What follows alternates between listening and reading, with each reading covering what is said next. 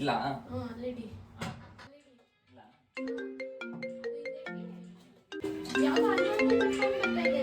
Receive ಮಾಡ್ಬಿಟ್ಟು speaker ಹಾಕಂಗೆ. Hello ಹಾ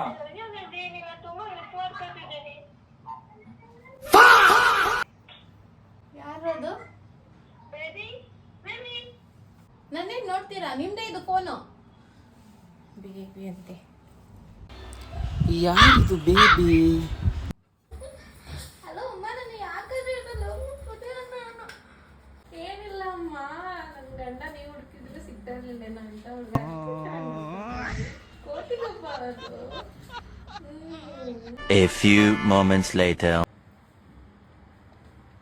hello Shabu, ಇವತ್ತು ಮಾಡಿದ ಪ್ಲಾನ್ ವರ್ಕೌಟ್ ಆಯ್ತು ಕಣೆ. ನಾಳೆ ಇದೇ ಪ್ಲಾನ್ ನಿನ್ ಗಂಡನ ಮೇಲೆ ಪ್ರಯೋಗ ಮಾಡಿ ದುಡ್ಡು ಕೇಳೋಣ, ಓಕೆನಾ?